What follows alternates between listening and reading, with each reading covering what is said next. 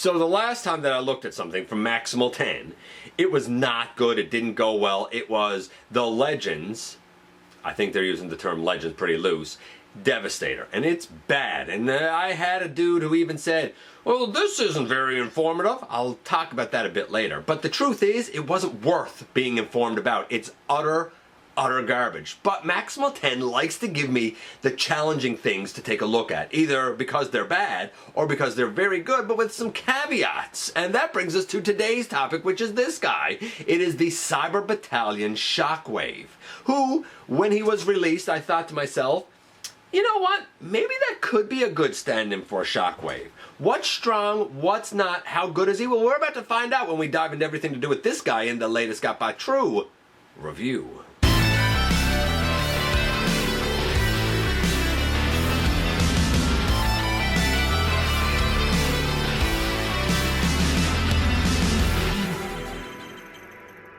Hey one, hey all, welcome back to the channel. I'm your host, your most humble of hosts, Dennis Moulton, aka GotBot. As always, man, please like, comment, share, of course, subscribe while you're at it, my baby. Hit that notification bell, please. It helps me out a ton. Let you know when content of all sorts goes up here on the channel. Check out Machinery of Man, The Everything Factor, all the groups that I'm either a mod or an admin for, as well as all my social media links. All of that in the description down below. Also in the description down below, and if you're in a position to help the channel to grow, you can use the donate link. You can check us out on Patreon. You can see what we have to offer to you through spring, or of course you can hit the join button right here on YouTube and become a channel member. And this is the Cyber Battalion Shockwave, and I really didn't know what to think of it. I always thought it had potential to be a good Shockwave, potentially a definitive Shockwave for some fans, maybe. How good is it? How does it measure up, for example, with the Siege? How much attention to detail do I really need to kind of give this thing? Well, we're about to find out when we head over to the table and take a closer look at this guy. And here we are with the Cyber Battalion Shockwave. No box, no instructions, none of that stuff. This is on loan to the channel by good friend Maximal 10. Funny enough, a lot of what we've been looking at recently has been from Maximal 10. And, you know, some of it is some quirky stuff, to be fair, that I wouldn't personally look at. Last Friday, as of this recording, we looked at the Legends class Devastator, and I had some guy come on, trop dommage, and said, this was the most uninformed review I've seen in a long time. It's not that it was uninformed, it's that I had no instructions in it, I was sick, and honestly, it's such utter garbage, it got the attention it deserved and not an ounce more. What a waste of plastic that thing was. So I just wanted to kind of explain that before some people think, like, oh, you didn't do the research on it. Some things just really aren't worth it. How about this guy? Because when this guy was released in the Cyber Battalion series, I said then, you know what? This got potential to be a decent Shockwave.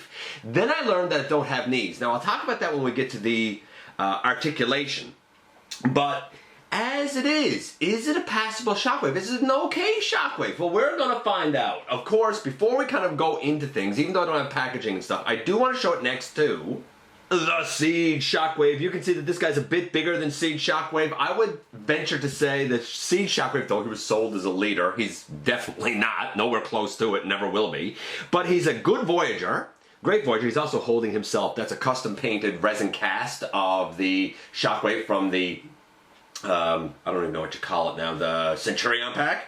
So, you can see that he's a decent Voyager. I would say that this Shockwave is a large Voyager.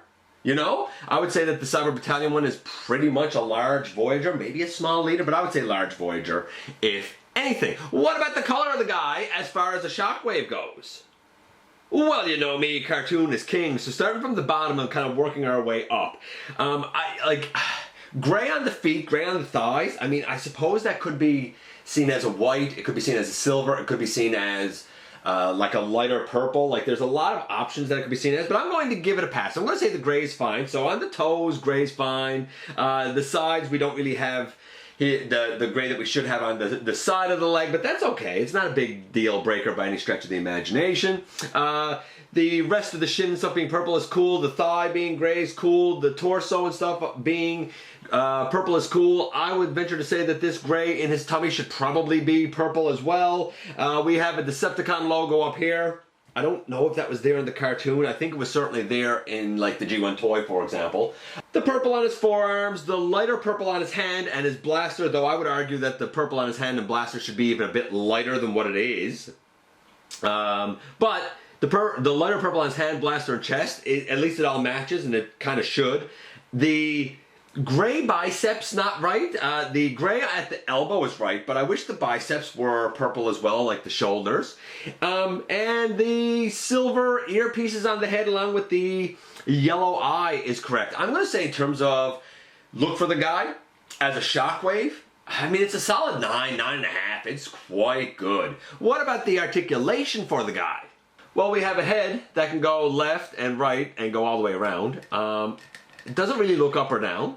The arms, they can go up and down. They're not going to get all the way around because of the stuff here on the back.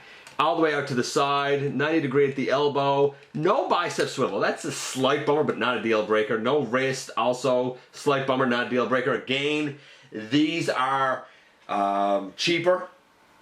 Or that was my understanding. They were marketed to be like a cheaper alternative. So, you know, I mean, it is what it is. They do, I don't know, it's decent range. Like, it's, the arms with the bicep and the wrist missing kind of reminds me of some of the limits that you get with, like, some of the Cyberburst Ultra class offerings. It's good, but, I mean, it could be a little bit better. Not a deal breaker, though. Waist, no waist. Bit of a bummer there. Could have been a waist. Leg out to the side. Leg respectably forward. Not perfect, but respectable. Same with back. Toes. Now, no, I guess we do have a swivel because of the way the mushroom peg is in back here. So, as it is, with no knee, no bicep, no wrist, I mean, I want to give the articulation somewhere around 6.5, 7, right? However, I'm going to give it a little bit of a caveat. I'm going to score it a bit higher because you can get a 3D printed add-on set that kind of replaces the knee and does give him a knee bend. It's a very simple, easy fix. It doesn't affect transformation or anything. It probably gives him like a few more millimeters or centimeters in height, but it does give him a knee. And I think if he had a knee, everything else is pretty forgivable with the guy, honestly. So while stock in a package, I'm going to say 6.5. If you gave him the knee, I would say it's more like a 7.75, maybe even an 8. It's pretty good for what it is. So we have, you know, a really strong look for the guy, and we have acceptable articulation, but I would definitely advise, if you get this, do yourself a favor and buy the knee upgrade kit. I think it's just a 3D printed thing from like Shapeways or something, I don't know. But I know I've seen it around, and I know I've seen it applied to this guy. So it certainly exists, and it does make him an exponentially better Shockwave, and for some people, a definitive Shockwave. What about the transformation? Well, he's not going to turn into his G1 Space Blaster. He's going to turn into more like a, you know, a spaceship, and it's okay, though I wish something different, better was done with the arms. Nevertheless, here we go. We're going to try and do this pretty quickly. Turn the legs this way, put the feet all the way in, and you should be able to put the legs together.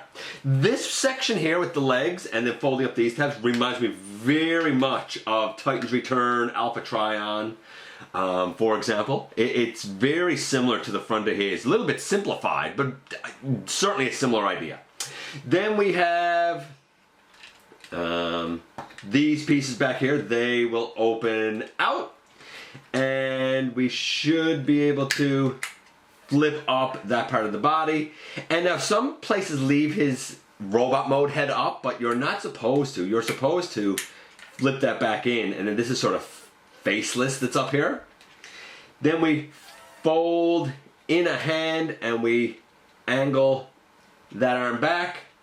We angle this arm also back and kind of sort of lock it in there, and we fold. Oh, I just popped that out. It's supposed to just fold in, and then again that part just comes up like that, and this is it. This is the guy in his ship mode. I gotta put his blaster back on that I accidentally popped out. That was my fault. And then we'll just talk about this ever so briefly. There you go, and as you can see, I have that piece folded in. The wingtips are the lighter color purple, as is this headpiece that comes up. The transformation is super duper simple. I wish something more occurred with the arms. Other than that, I'm okay with this mode. I accept that he's not going to be his original like G1 blaster thing, though with the Siege Run I've done an approximation, but as it is, not too bad, not too shabby. Fun, easy to convert back between modes. Little bit uninspired, but I'm gonna say, you know, because it is fun to go back and forth between both modes, though I wish it did lock in better, I'm gonna give it an 8. I'm gonna be kind, I'm gonna give it an 8. Overall, I would say that as a Shockwave, this is about a 7.5, maybe a 7.75. It's a pretty darn good Shockwave. It can go up from a 7.5, 7.75 to more like a 8.5 if you get the knee upgrade. You get that, it makes a world of difference. Without it, he's acceptable. With it, he's pretty darn fun.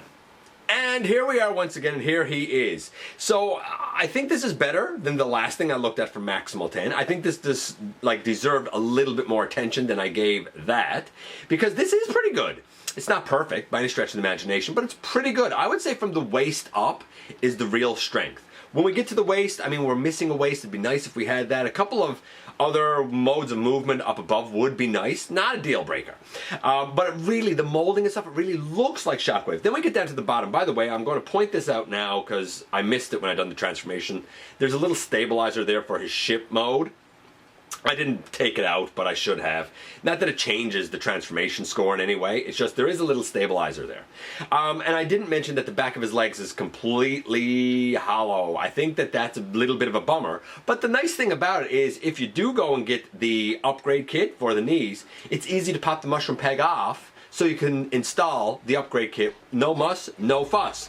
It's a decent Shockwave, but if you're gonna get it, and especially if you want him to stand in as your Shockwave, I think you should do yourself a favor and get the knee upgrades. But it's up to you. Let me know what you think about old Cyber Battalion Shockwave here. I appreciate you coming by, giving me some of your extremely valuable time. I do know how important it is to you.